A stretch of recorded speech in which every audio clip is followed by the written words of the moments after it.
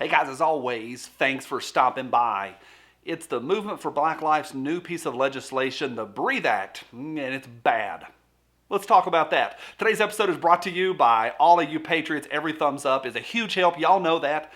I really enjoy interacting with most of y'all. It's a lot of fun. Every comment down below is a huge help.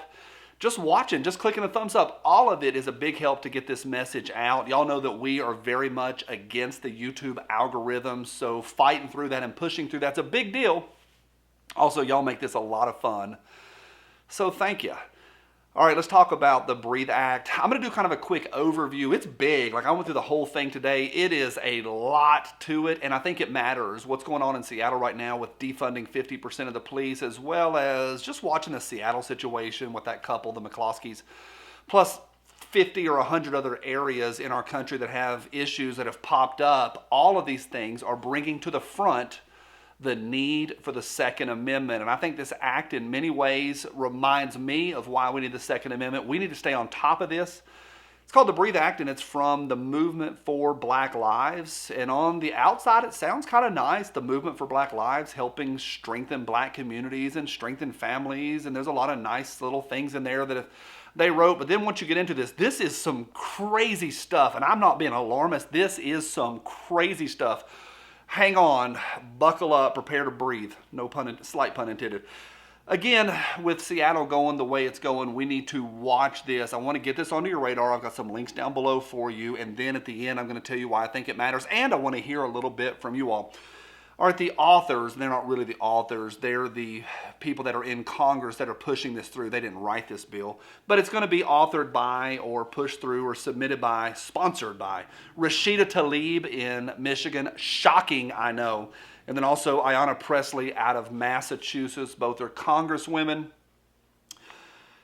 Some of this, again, sounds kind of nice. It opens with ending federal funds for police forces. Okay, maybe we could have that conversation. I think police should demilitarize just a little bit, at least on Main Street, USA.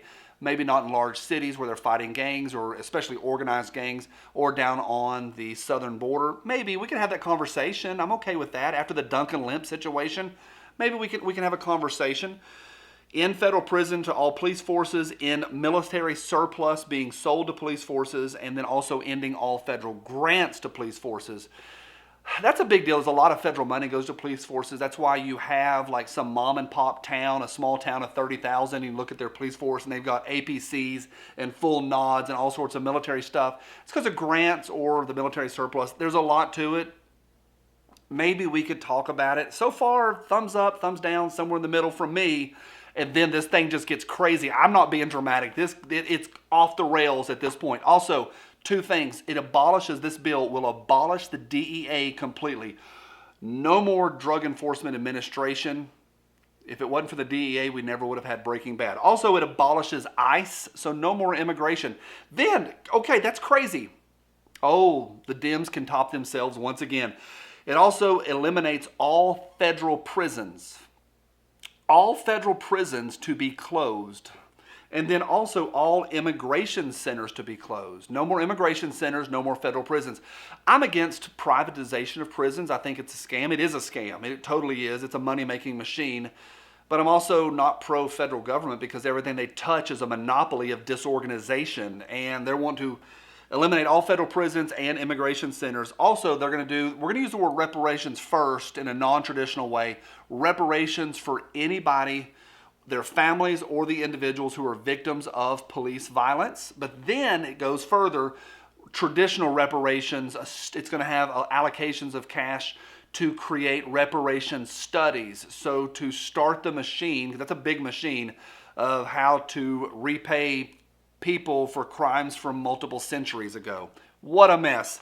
Also, all drugs, or most drugs at the federal level, would be decriminalized. And so we're talking about decriminalization of drugs. I'm kind of for some of that. Like, we should lock up less 19-year-olds into boxes and cages because they were caught with a dime bag. We're way too aggressive on that. Non-violent offenders, I'm willing to have that conversation. But not all drug decriminalization? Come on. And then also a huge reduction in our military. How did we go from the very beginning of this, of, movement for Black Lives and the Breathe Act and let's strengthen communities, to now defunding our military to the point of making us weak? And then it also is going to end ankle monitoring. Yeah, it's a crazy bill. This thing is absolutely wild. I'm going to put a PDF down below. It's very nice. It's very colorful. It's very pretty. But in that PDF, and I'll put a graphic up right here, it opens with divesting of federal resources. You're with a liberal organization immediately right there. This is the Democrats. This is who they are. They love spending your money. Federal resources. The federal government does not have any resources. None. Zero. The federal government has no money. Not $1. They make nothing and they provide no services. They take money from me and you. Divesting of federal resources. Who are these people to try to divest our resources? And then also the next point down, or 2 points down below that, is talks about allocating new money. Yeah, I know. Let me tell you this, and this is a little bit of a, shocking on this one. One of the authors of the bill, or one of the sponsors of the bill, Ayanna Pressley, her husband is named Conan Harris. He spent, now catch this is her husband, he spent a third of his adult life in prison for drug trafficking. And now she's sponsoring an anti-drug and anti-prison bill, all under the guise of strengthening communities. This thing is a complete scam. I'm kind of at the point now where I'm starting to believe some of the conspiracy theorists when they talk about, and even the words conspiracy theorist is a dysphemism, separate conversation. But when you call somebody a conspiracy theorist, you're already kicking them down a couple notches. How about I say this, I'm starting to believe some of the research by people that look into this on this entire breakdown of the American fabric. Destabilization of families, the breakdown of the core of families, separating families. But you talk about the breakdown of the American family, increasing and growing the federal government exponentially. This is what this is about. And this bill is very much about eliminating families and growing the federal government even further and destabilizing our military to the point where we are overrun like Europe is in a lot of ways. And the entire thing is scary. We need to watch it. Now, it hasn't been introduced yet. It's coming.